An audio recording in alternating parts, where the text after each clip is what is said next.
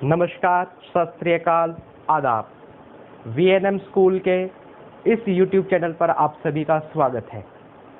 आज summer camp की इस एक्टिविटी में मैं डॉक्टर आशीष एक बहुत ही इम्पोर्टेंट विषय पर आप लोगों से कुछ डिस्कस करूंगा। जब मैं डिस्कस करूं उससे पहले मैं आप लोगों से एक निवेदन करना चाहूँगा कि आप सब वीएनएम स्कूल के इस चैनल को सब्सक्राइब जरूर कर दें। सब्सक्राइब करने के लिए वीडियो के नीचे दिए गए सब्सक्राइब बटन पर जाकर क्लिक कर दीजिए। तो प्यारे बच्चों व साथियों, आज का जो विषय है वो है पब्लिक स्पीकिंग स्किल्स। एक ऐसी कला जो हमारी पर्सनैलिटी को चार चांद लगाने का कार्य करती है। हम सब नॉर्मल अपनी लाइफ के अंदर बातें करते हैं, अपने साथियों से हर तरह की बातें करते हैं, हंसी मजाक करते हैं, किसी प्रॉब्लम पर कोई सॉल्यूशन देने का हम काम करते हैं, किसी टॉपिक पर हम डिबेट करते हैं, अलग अलग तरीके से हम अपने साथियों से अलग अलग विषयों पर चर्चा करते हैं। लेकिन जब बात आती है कि आज हमें स्टेज पर जाकर या पब्लिक के बीच में जाकर अपने किसी टॉपिक को रखना है, वहाँ जाकर हम सब थोड़े से डीमोटिवेट या डीमोरलाइज हो जाते हैं। आज हम उसी टॉपिक पर बात करेंगे, कैसे अपने आप को रिप्रेजेंट करें पब्लिक के बीच में, कैसे स्टेज के ऊपर जाकर हम अपनी बात को रख सकते हैं। कुछ पॉइंट्स मैं आपको बताऊंगा, उन पॉइंट्स के ऊपर आप थोड़ा सा ध्यान रखिएगा। अगर आप उन पॉइंट्स को अच्छे से बारीकी से समझ जाएंगे तो आप एक बहुत ही अच्छे पब्लिक स्पीकर बन सकते हैं। आप कहीं पर भी हजारों लाखों करोड़ों की भीड़ के अंदर भी आप अपनी बात को रख सकते हैं। तो मैं अपने उन पॉइंट्स को शुरू करता हूं। Point number 1। पॉइंट नंबर 1 क्या है? जब भी हम कहीं पर बोलने जाते हैं, कोई स्टेज है, स्कूल की स्टेज है या कोई पब्लिक स्टेज है या कोई एक पब्लिक स्पेस है जहां पर हमें अपने बात को रखना है, वहां पर हमें अपने विश्वास को दिखाना होगा। जितने विश्वास से हम बात रखेंगे उतना ही हमारी एक पर्सनैलिटी को अच्छा माना जाएगा। अगर हम अपनी बात को रखते हुए हिचकेंगे, वो क्या दर्शाता है कि हमारा कॉन्फिडेंस नीचे है। कॉन्फिडेंस को ऊपर हम कैसे कर सकते हैं? पहला, आपको जिस भी विषय पर बोलना है उस विषय की आपको तैयारी की होनी चाहिए। अगर आपने उस विषय की तैयारी की है तो आप अच्छे से बोल सकते हैं। कई बार विषय की तैयारी होने के पश्चात भी मन के अंदर डर रहता है, और मन के अंदर डर सबके रहता है, कोई झूठ बोले या सच बोले, लेकिन मन के अंदर डर सबके होता है। उस मन के डर को कैसे निकाला जाए? बच्चों व साथियों, मन के डर को निकालने के लिए आपको ये मानना पड़ेगा कि जो मैं बात बोलने वाला हूँ, जितने भी हजारों लाखों की भीड़ है, मेरी वो बात बिल्कुल सच है, बिल्कुल ठीक है। अगर आप इस बात को अपने दिल के अंदर और दिमाग के अंदर बैठा लेंगे तो आप कभी भी अपनी बात को रखते हुए हिचकेंगे ही नहीं, ना ही आपका कॉन्फिडेंस डाउन होगा। तो जब भी आप कहीं पर अपनी बात रखने के लिए जाते हैं, तो आप बात रखने के लिए जाते हैं तो आपको ये आपके ऊपर एक विश्वास होना चाहिए कि मैं जो बोलूँगा, जो मैं खड़ा होकर बोलूँगा, वो मेरे लिए बिल्कुल ठीक है, सामने वाले लोगों के लिए भी वो ठीक होगी।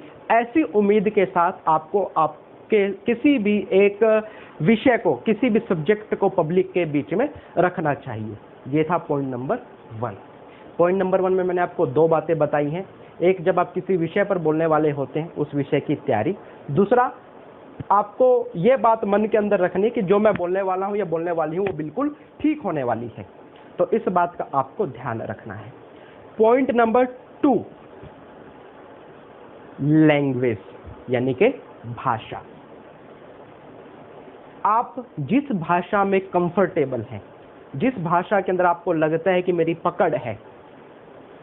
दूसरा तथ्य क्या है? जो लोग आपको सुनने वाले हैं वो किस भाषा को समझ सकते हैं।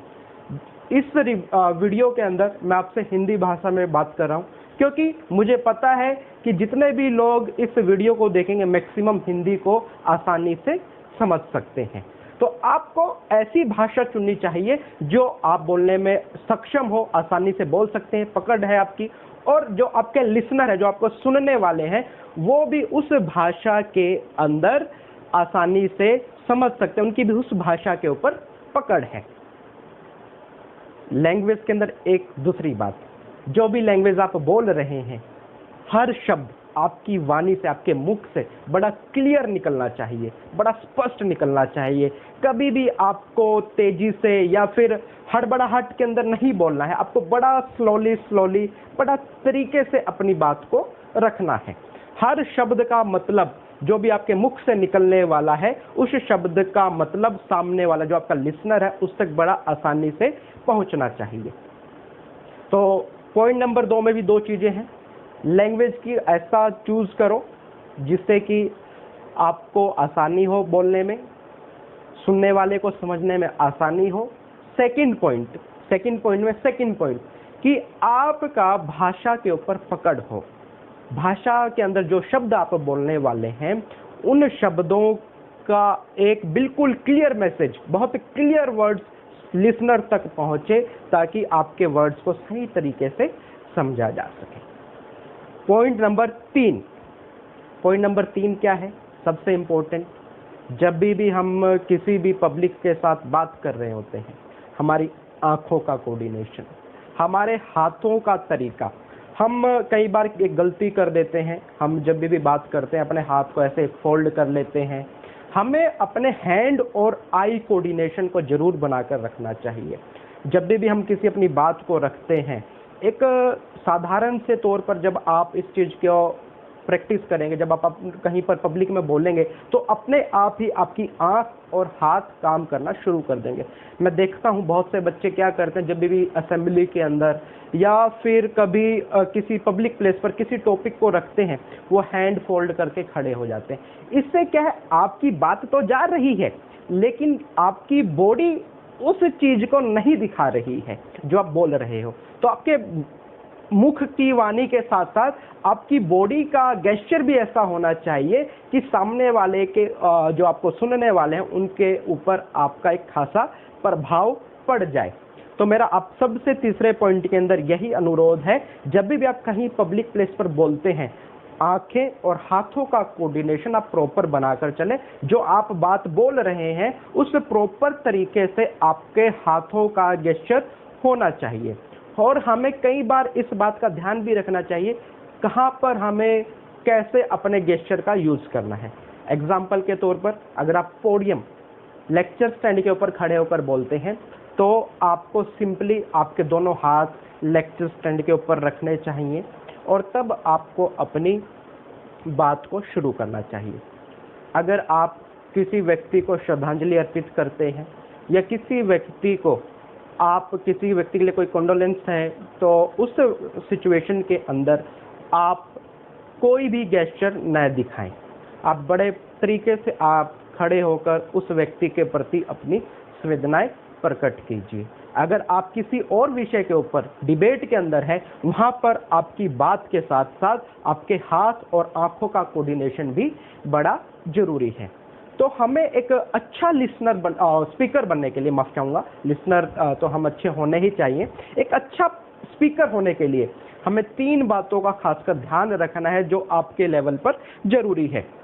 वो क्या क्या है, मैं एक बार फिर से, मैंने जो 3 पॉइंट बताए वो आपको एक बार फिर से क्लियर कर देता हूँ। पहला पॉइंट है अपने ऊपर कॉन्फिडेंस। कॉन्फिडेंस हम कभी बाजार से नहीं खरीद सकते। कॉन्फिडेंस 2 ही तरीकों से आता है, जब हमने उस विषय की पूरी प्रैक्टिस की होती है। प्रैक्टिस करने के बाद हमारे मन के अंदर एक उम्मीद होती है कि जो मैं करने वाला हूँ वो ठीक करने वाला हूँ, और जब मन के अंदर ऐसे भाव आ जाते हैं तो आपका कॉन्फिडेंस ऑटोमेटिकली बहुत ऊपर होता है। दूसरी जो चीज़ आपको ध्यान रखनी है वो लैंग्वेज। आप ऐसी लैंग्वेज को चूज करें जिसको बोलने में आपको आसानी है, सुनने वाले को भी जिसको समझने में आसानी है, और उस लैंग्वेज के ऊपर आपकी इतनी पकड़ है कि आपके मुख से निकलने वाले हर शब्द इतने क्लियर है कि सामने वाला उनको, जो आपका लिसनर है, वो बड़े आसानी से उन शब्दों को समझ सकता है।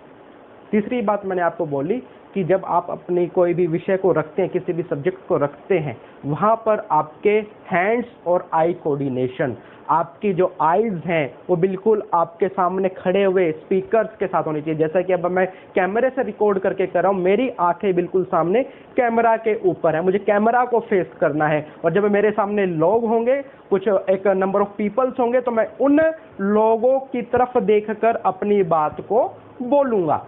साथ में जब मैं अपनी बात को बोलूं तो मेरे हाथ प्रॉपर एक पोजीशन के अंदर आने चाहिए, जिससे कि मैं जो अपनी बात रखने वाला हूं उसकी अक्षमता और बढ़ जाती है। अगर मैं सिंपली इस तरीके से खड़ा होकर या अपने हैंड्स को पीछे फोल्ड कर कर अगर मैं बात रखूंगा तो मेरी बात की अक्षमता नहीं मानी जाएगी। बात की अक्षमता तभी मानी जाएगी जब मैं अपनी आंखों को और हाथों को अपनी वाणी के साथ प्रॉपर इस्तेमाल कर रहा हूँगा। और मैं अपनी वाणी के साथ हाथों को और आंखों को कब ठीक तरीके से इस्तेमाल कर पाऊंगा, जब मुझे अपने ऊपर विश्वास होगा। तो आज के इस समर कैंप के सेशन में मैं आपको केवल पब्लिक स्पीकिंग स्किल्स के लिए केवल 3 ही चीज़ें बताना चाहता हूँ। आप अपनी लाइफ के अंदर जब इन 3 चीज़ों को फॉलो करेंगे तो आप एक बहुत अच्छे स्पीकर बन जाएंगे। उम्मीद करता हूँ आपको मुझे ये जो मैंने आपको बताया ये वीडियो आपको पसंद आई होगी। अगर आपको वीडियो पसंद आई, आप इस वीडियो को लाइक कीजिए और ज़्यादा से ज़्यादा शेयर कीजिए। और साथ में फिर से एक निवेदन, VNM स्कूल के इस ऑफिशियल चैनल को आप ज़रूर लाइक करें ताकि हर वीडियो की सूचना आप तक समय पर पहुंचती रहे। इन्हीं शब्दों के साथ मैं आपसे विदा लेता हूं। धन्यवाद। जय हिंद, जय भारत। आप घर पर रहिए, सुरक्षित रहिए।